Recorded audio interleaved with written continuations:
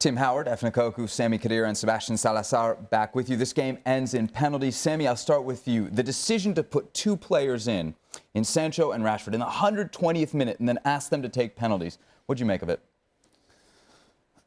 In the view of the player, it's really difficult, I think, because they just had the warm-up without touching the ball. And I think you need some minutes to get some balls, some easy passes, and then you come in and have to shoot that really important penalties. And they are young. We don't have to forget that they're really young. And yeah, a part of the penalty shootout, I would like to see these two players, Rashford and Sancho, maybe some minutes before, because they have the speed. And yeah, maybe it's the wrong decision, but at the end, it's easy to talk about it, you know. Rashford misses with a little hop, skip, and a jump. Jorginho does the same. Efan, you're the striker on the set. When you see these guys doing this, what do you think?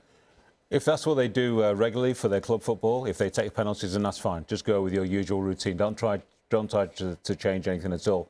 But I agree with Sam. I mean, you come onto the pitch, you're cold, and you're nervous as well. Mm-hmm. You know, you've not had at least 10 minutes to get that blood flowing in your legs. If you bring those guys on 15 minutes to go, Sterling had a quiet game by his high standards. Not only can they take pens, they could also have won the game in extra time as well. Then you don't even need to go to pen. So, not you think too there's many. A case there against Southgate for maybe being too conservative in that moment? Absolutely, absolutely. You know, he's a head coach. He'll have to take that on the chin. Of course, there won't be too many recriminations tonight. But over the course of the next few weeks, of course, a few people will start to question that even more. And he himself, I'm sure, when he reflects over the next few months, will probably just admit to himself, maybe only privately, that's something that he would probably do differently next time. Lots to question from the match, but specifically the shootout, the decision to have a 19-year-old take that fifth and final kick. That surprised you? It surprised me in the sense that we oftentimes, when you select a shooter, so many of their penalties are taken in training, right? At the end of training, they're asked to take 20, 30 penalties over the course of a training camp. With no pressure. With no pressure. Yeah. And so oftentimes you think, oh, these are my best takers.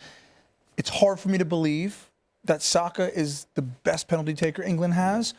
Fair play to him for stepping up and taking as a 19-year-old. But, you know, the questions are going to be asked. There's some players on that England squad who are experienced who I would have expected to shoot number 4 and 5. Hey, can I get the goalie's perspective on the hop, skip, and the jump?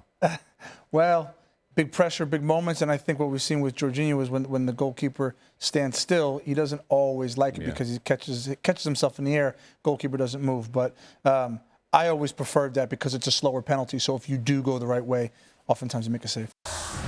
Thanks so much for watching ESPN on YouTube. And for more sports highlights and analysis, be sure to download the ESPN app. And for premium content and live streaming, subscribe to ESPN Plus.